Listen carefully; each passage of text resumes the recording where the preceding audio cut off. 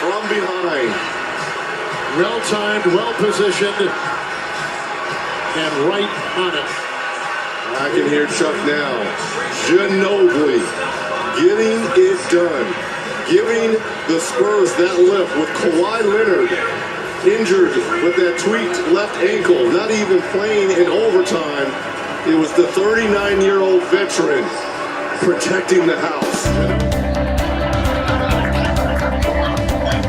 You have to find a level of respect for any team that looks to come together, work together to overcome adversity, to find a way to win. And so our speaker, that I'm glad to call my friend, is going to come up and share his story in just a moment. My name is Angel Martinez. I'm the chief storyteller for the Boy Scouts of America Alumni Council, based here in San Antonio. And I got to meet this wonderful man when he was a law student, and he was pouring his time into a troop within the Alumni Council, Troop 450, sharing his story with our scouts. And that was back in 2012. So the 5 things I'd like to share now about our speaker coming up. He is now a graduate of St. Mary's University School of Law. He is a successful attorney, practicing attorney here in San Antonio with his own law practice, focusing on family law, criminal defense for those less fortunate, and estate planning. He's a member of the Coast Guard Auxiliary with numerous service awards to his credit. For fun, he's also a singer, songwriter, and guitar player who has skydived and bungee jumped and water skied. I mean, this guy has done more than what many of us will do our whole life. But of most importance, and why he's been invited here to share his story, he's an Eagle Scout.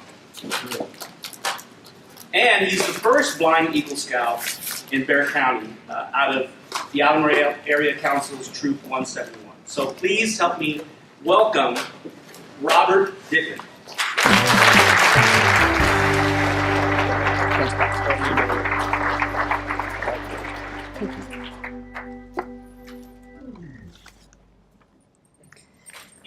See if I can get the mic set up. Can you guys hear me okay? Yeah. All right. So the only thing I know about the Spurs is I happened to meet a gentleman by the name of David Robinson, if y'all have heard of him. We were on a flight flying back from Houston to San Antonio, which is kind of ironic. Why they always seem to play Houston? I hear the snickers. Anyway, so I didn't know this gentleman from Adam at all, or from David, I guess in this case, to keep it biblical, right? And we got to talking and basically struck up a conversation. I said, I'm in the Coast Guard Auxiliary. He goes, oh, I was in the Navy. Oh, okay, cool. That's great. And what do you do? Oh, I play sports. I'm sure he was having a ball that I didn't know who he was. Because I was able to treat him like I guess a regular David. But we get off the plane, and he introduced me to his children and introduced them to my seeing eye dog. And it was just for a minute. And I said, I'm Robert Dittman. Hi. He goes, I'm David Robinson. I went, the David Robinson? He goes, yeah, that's me. I went, oh, well, you're a little taller than I expected. He goes, yeah, I guess it looks, and then he stepped back and he goes, well, and I said, don't worry about it. It looks fine. We're fine. So I have the honor and privilege, especially after you've been fed, of addressing you this afternoon. It's not often that I get to. Normally when I speak to scouts. But I have the honor and privilege of addressing scouts. And I say that specifically because if any of you believe that you are any less of a scout than any of the youth that you lead, you are misinformed. Okay? So to prove my point, and to get the blood flowing, if all of you would please rise and recite the scout oath with me. Do we have a flag? It matters not. On my honor, I will do my best to do my duty to God and my country, to obey the scout law, to help other people at all times, to keep myself physically strong, mentally awake, and morally straight. And let us recite the Scout laws. A Scout is trustworthy, loyal, helpful, friendly, courteous, kind, obedient, cheerful, thrifty, brave, clean, and reverent. Thank you. Please be seated. Now, I came to Scouting when I was 8. 8. And I'll never forget what my dad said. I was a precocious child, and I was in the ophthalmology office, and my dad said, "Son, if you settle down, I've got a surprise for you." And I thought, great, there's a G.I. Joe aircraft carrier in his pocket. You know, this was the 80s. And he said, and I said, well, we had a trick. And I said, well, can you tell me a hint? And he said, yes, it's blue. Now, if you can imagine the depth and breadth of an 8-year-old examining all the wondrous possibilities of the world that happened to be blue. I never dreamed that it would be a Cub Scout uniform. But when I got home and he put that shirt on me for the first time, I was so excited because I grew up in a military family. We all served. My dad spent 31 years in the U.S. Air Force. He is also an Eagle Scout. I have a brother that's a United States Marine. I serve as a member of the U.S. Coast Guard Auxiliary. I've got other family members that served in the Army and the Air Force, so we all served. But to an 8-year-old, getting that uniform for the first time was the highest badge of honor. And then the questions came. How can a blind person serve in Scouting? Well, I'm not sure we have a den mother that would be willing to have the patience and time. So my dad became the first den dad in the council. And we challenged a lot of the status quo. At the time, it was unheard of that Cub Scouts would go camping at all. Just never happened. Well, there's nothing in the book that says you can't have a gathering, right? Any other lawyers in here? You'll see where I'm going with this. There's nothing that says that you can't have a gathering at a den dad's home. There's nothing to say that gathering could not last 24 hours. There's nothing to say that gathering could not include sleeping bags and tents and Coleman lanterns and campfires and why you can't have a pack camp out in the back of the property, which is what we did. Unbeknownst to me, at the age of 8 and then 9 and then 10, leading up to 12, is that was a test run to see how in the world are you going to camp with a blind scout? Don't know. Let's figure it out. And so we camped out in my backyard many times. So by the time I became a Boy Scout and went camping at beautiful places, you guys have heard of Bear Creek Scout Reservation, yes? Yes. Okay. Has anyone heard of a beautiful camp, which I have fond memories, I'll share a minute. It's called El Rancho Cima. Is that still in use? Okay. What about Los Maples? What about Enchanted Rock? Let's see. I mean, there's so many others. By the way, El Rancho Cima is great because they have females that teach you how to horseback ride. I wonder if they're still there. If they do, I'm willing to come and teach all summer long on radio. So, anyway, as long as my wife will give me permission. Because, remember, it says a scout is obedient. And my wife absolutely understands that, and you will obey. Most of us who are married, we know this, right? You know, you will obey. Obedient. So, it was scouting that gave me the foundation. So some of the things that scouting taught me, okay, I said horseback riding. Well, I got to work in a tack room as a volunteer. Who would think the therapeuticness, if that's a word, of brushing down a horse and taking the time and just becoming one with the animal? Well, that absolutely gave me a love of animals. And so when I received my seeing eye dog, and I've had 3 of them now, it brings back those fond memories. I have been a licensed ham radio operator since the age of 15. But I was imbued with the love of radio. Oh, it's a funny story. So my scoutmaster and I are driving up around Bear Creek, and I said, Mr. T, Frank Tetterholt, if you know the name, I said, there's no radio stations around here. I can't hear music at all. And he said, young scout, there's a radio station at the top of the hill. And I'm thinking, wow, this will be awesome, a radio station. I get to hear the latest music. Nope, not that kind of radio station, an amateur radio station.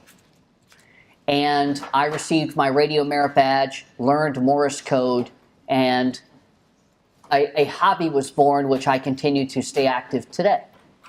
We'll come back to that in a minute. Knot tying. It's a skill that could save your life. Okay, so now let me address these over to adult life. So radio. I was, before I became an attorney, my assignment with the Civil Air Patrol, which is the Air Force Auxiliary, and the Coast Guard Auxiliary, was as a communications officer. And so they said, well, you're blind, what can you do? And I said, well, I know a radio inside and out. I know how to handle emergency traffic. In fact, when I was involved in Hurricane Katrina, Rita, Ike, and the tragedy of 9/11, my primary duties were getting traffic into and out of the affected area. That never would have happened if I wasn't a Boy Scout. Never would have happened. Morse code. So I'm on the U.S. Coast Guard Cutter Dallas in 2002, and we're doing drug operations. We are not doing drug operations. You know, I know there's distrust of the government, but it doesn't go that far, I promise. So we're doing counter-drug operations. Well, it turns out that individuals thought that if they use a flashing light, no one would understand it. And between myself and Senior Chief Jeff Schiff, who was the telecommunications specialist on the boat, we were able to decode the message. As recently as last week, I went to a training exercise where an individual said, Robert, you frustrate me. And I said, okay, I will not say a word for 24 hours. He says, I don't think you can do it. And I said, well, what do you got in trade? He goes, well, I have this bottle of champagne. I said, done. So I didn't say a word for 24 hours. I picked up my cell phone, downloaded a Morse code key app, and I didn't say a word, but my phone sure said a lot. The joy of it is that they didn't know Morse code, but one of my friends did. So we had very, very intricate conversations about everyone around us. Not necessarily bad ones, just, in good fun. I knew Morse code, they didn't. And in knot tying, drawing that, when I was the first, had the privilege, all of this is a privilege, but I am the only person in military history to go through reserve basic indoctrination training of any military branch. Kind of a blind GI Rob type situation. They said, we're going to take a blind person as a leadership exercise, we're going to drop them in the middle of a recruit company and see what happens. Well, during what they call Marlin Spike class, they called me to the front and they said, yeah, we're going to see. You weren't paying attention? Fine. Here's what happens, recruit, when you don't pay attention. Tie a bowline. You have 2 minutes. Okay. Tie up the hole, down the tree, down the hole. Here you go. Oh, okay. Tie a square knot. Okay. Right over left, left over right. Here you go. Here you go. Tie a half hitch with 2 round turns. Okay, that one I had to think about. But we got it done. They said, where'd you learn how to tie these knots? I said, I'm an Eagle Scout. They said, oh, okay, well, you're going to teach the rest of the class because you probably know more knots than I do. So it's opportunities such as that. You never know when you're scout training. And all of you as scouts, even though you may be adult scouts, take the training. It's available. Pull a scout aside and say, hey, can you teach me how to do a lean-to? And if you don't know, do it. There's no reason why you can't. And you never know when that training is going to help. All this stuff you hear about preparedness and FEMA and preparing Texas and all these wonderful things, scouts have been doing that for years. And we will be called upon. We will be called upon. Okay, so now you know a little bit about my background. Now let me tie it how this relates to scouting in general. Everybody knows the scout laws. Trustworthy, loyal, helpful, friendly, courteous, kind, obedient, cheerful, thrifty, brave, clean, and reverent. It is impossible and a fallacy to believe that you're going to be able to uphold those laws every single day. We're human, What, like the oath says, to God and my country. One of my two favorite scriptures, and I do walk. My favorite two scriptures are the hairs on your head are numbered. Wow. For God to know that much about me. Although, unfortunately, and we have to have a chat, I think that number's going down. But the hairs on your head are numbered. My other favorite, and being Catholic, you know, the Father Francis, my priest, shared this with me. He says, there's another scripture, which I can't quote it directly, but it says, I know you're going to sin before you do. Now think about that for a second. I know you're going to sin before you do. Well, that's just age and experience. So if the hairs on our head are numbered, and God knows we're going to sin before we do, and yet there's ultimate forgiveness, how much of a better deal do you want? So tying it back to scouting, if we know that there's going to be days where we're not necessarily trustworthy, helpful, friendly, courteous, kind, obedient, maybe not cheerful. Brave, I think brave's an easy one. Clean, I should hope. Thrifty, yeah, talk to my financial advisor. Reverent, well, that's another one. But if we try every day to live those values, especially now. So I don't know the other topics of the other speakers, but I will tell you that based on my experience of being in scouting for over 30 years, starting as, again, an 8-year-old, a 9-year-old, and I'm 39 now, we need it. It must remain relevant. It must remain as a focal point. Because if we do not teach the values of trustworthy, loyal, helpful, friendly, courteous, kind, obedient, cheerful, thrifty, brave, clean, and reverent, where in the world are the adults that will be born out of the youth that we train, where are they going to learn it? So I'm an attorney, as you know, and I do indigent criminal defense. That's individuals because according to the Constitution, you have the right to counsel. And I always ask them, how did you get here? And the number one reason that they give is, I don't know, I was bored, I had nothing to do. I don't know, I was bored, I had nothing to do. Well, scouting provides opportunities that these people would, how many youth, how do we keep the relevance of saying camping is cool? I can tell you now, I'd love to, if there's any offers, I'd love to go and camp for 2 weeks or a month and just take my cell phone and leave it home. In fact, they're saying, isn't it not healthy for an individual to unplug? So not only are we providing leadership, we're probably prolonging life.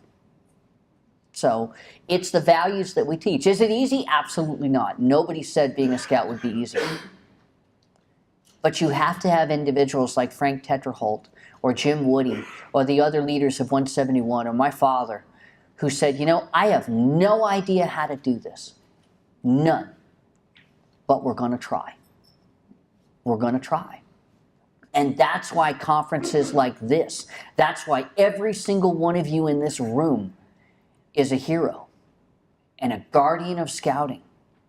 Because you must protect scouting. You must stand and defend it, and the values of the laws and the oath, and doing a good turn daily. Because if we do not stand together as scouts who are youth and scouts who are adult leaders, then I don't even like to think about what's going to happen. We need it. We must. So it's not easy, but if we stand together and say, scouting, this is important, and this is what we do.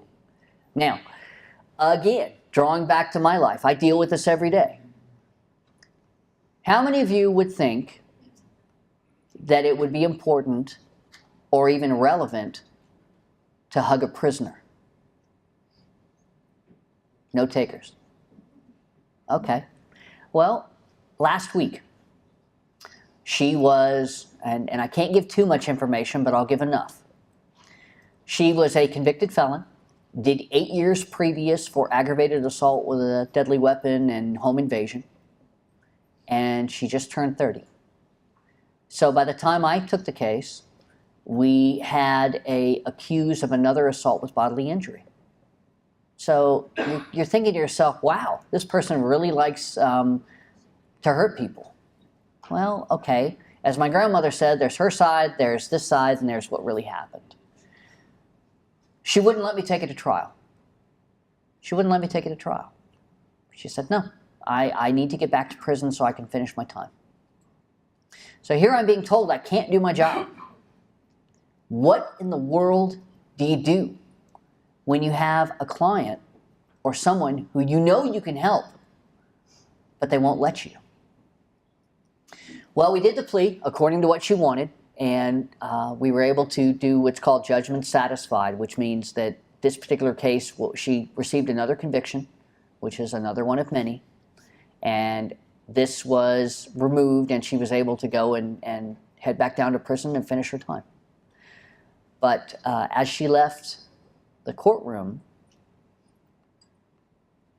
she said, thank you for treating me like a human being. And I said, you know, that's a lesson. So here we're having somebody who society would say is worthless. And unfortunately, we do that a lot these days. You know, everyone says, well, society is going down the tubes, to hell in a handbasket, or whatever cliche you want to pick. That's where scouting helps.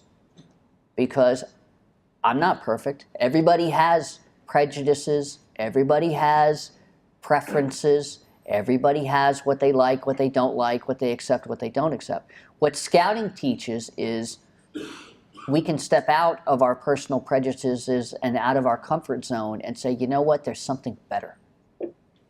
We don't have to, what did the French, was it Voltaire, who said, I may not agree with the thing that you say, but I shall defend to the death your right to say it? That's what scouting is. You know, we don't have to agree with the person next to us, but if we stay true to the Scout laws, trustworthy, loyal, helpful, friendly, courteous, kind, cheerful, obedient, you know, the rest of them, then we're not going to basically, when we judge, and we will judge, we're human, we will judge, it's a fact, we can step back and say, you know, I think we need to take a step back and not necessarily go with the gut, unless the gut says, treat this person like a person. So my point is, and what I told her, I said, ma'am, thank you for thanking me because you made my job worth it today. I do believe if you treat an animal like an animal, animal behavior is what you will get. If you treat a human being like a human being, a human behavior is what you will get. So when you're in prison, please look up the Puppies for Prisoners program and go raise a guide dog for the blind, and don't let your past define you. So that's, and scouting, that's what all this teaches. Does that make sense? You guys know this. I'm not telling you something you don't already know. That's what scouting teaches you. And as leaders, we just need to maintain to that guide of how in the world do we keep it relevant. Because there's a lot of white noise. Twitter, oh Lord, Twitter. Or Facebook, or WhatsApp. I'm trying to make a list. My nieces are telling me, oh, Uncle Rob, you're not cool anymore. You don't use this app. And I said, well, that's fine. Just call me. On the phone. You know, you don't have to use video. It doesn't do much for me anyway. You know, but when you tell stories, recently, and you never know where you're going to run into another scout. So I'm in this intensive training last week. You know, what am I doing? I'm down at Aransas Pass. We're going through what they call saber training. I do have a sword, but that's not what I meant. Saber is stand and be ready for emergencies. So we're going along, we're doing a week-long training, and it turns out my roommate, and we get to talking, we start saying the same things. We're like, you know, wow, if they could just have a plan. Okay, well, how come you have this in your backpack? Oh, you know, be prepared. And I said, oh, that sounds familiar. Yeah, I'm prepared too. Really? Okay. Wow, that was really nice what you did today. Well, you know what they say, do a good turn daily. I finally turned to him, I said, are you a scout? He said, yeah, I'm an Eagle. I said, really? So am I. And for that minute, all of the separation, I guess, that we put on between people melted away. And this man became my brother. You know, and all of you as scouts become my family. and I become yours. And we must have that. You've got to have people you can count on. So we had fun. And then I said, well, so what was your Eagle project? And he says, well, I don't remember what the project was, but it was something stupendous. It was like, well, I've got a map Philmont with like toilet paper and a crayon.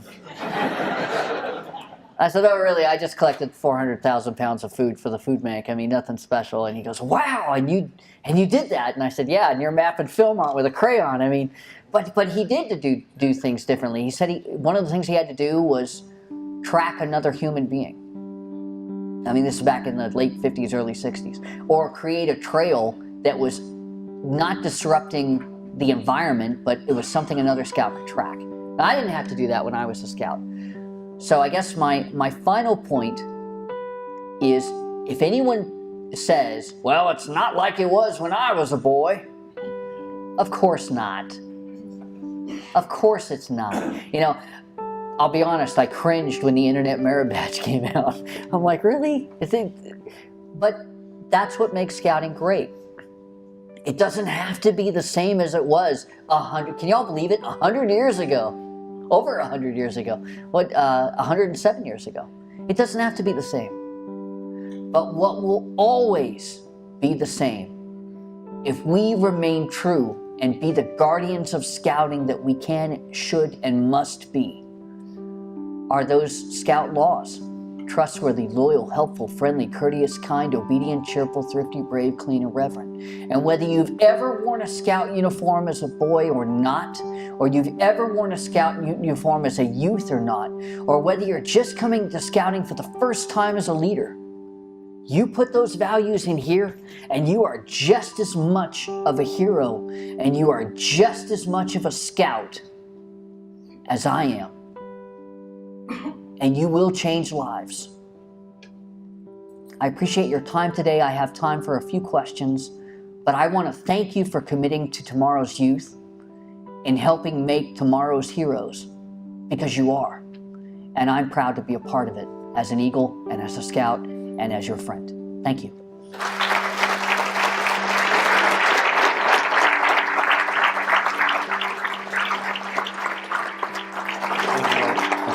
Appreciate you.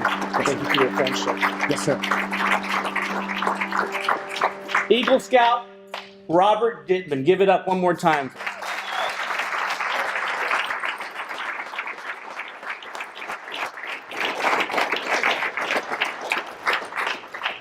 Questions?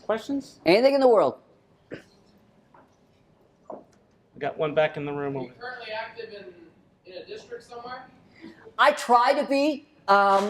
What I have found is the easiest to do, and Angel will provide all of your contact information, is to do this. I wish I could go camping as much as I'd like. If there's the opportunity, I'll gladly take it.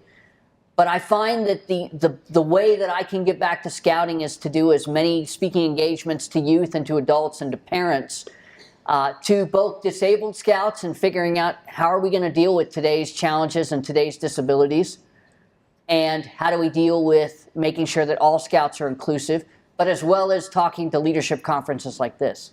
So I try to be as active as I can, and if there's an opportunity for me to help you, I'll be glad to do it. Anyone else? You're gonna have to wave a little louder because I can't see it. So, What's your dog's name? everybody asks that. His name is Carlos Enrique de Santana Acevar y Gutierrez Martinez Ramirez Gonzalez.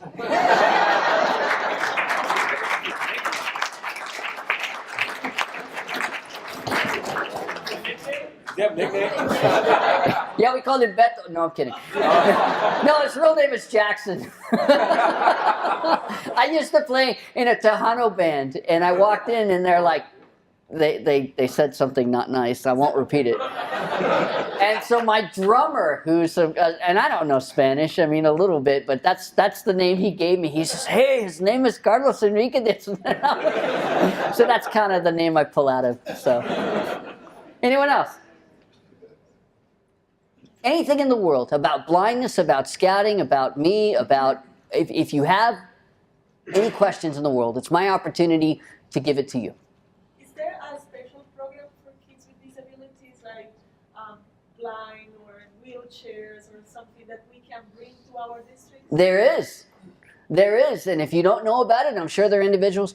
There is a whole line, or there used to be, which I'm sure there is, but there was a whole line of skill awards that, from a diversity standpoint, are specifically designed for persons with disabilities. Now, I don't know if that's still active, and if it's not, let's have that conversation. But when I was a scout, they were all skill awards that went around the rank that were specifically designed to champion the individual overcoming their disability.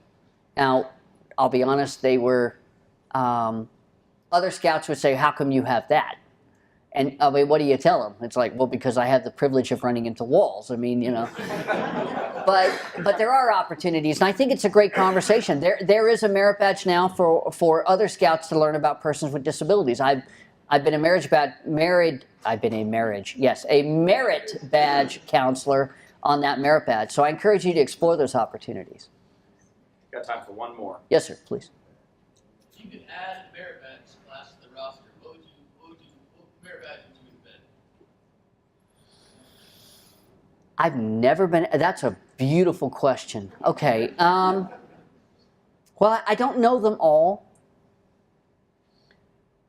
but I think that there should be a continued path for kind of what we're doing here. There needs to be encouragement of individuals to have a lifelong commitment to scouting. So maybe, I guess, the future of scouting merit badge.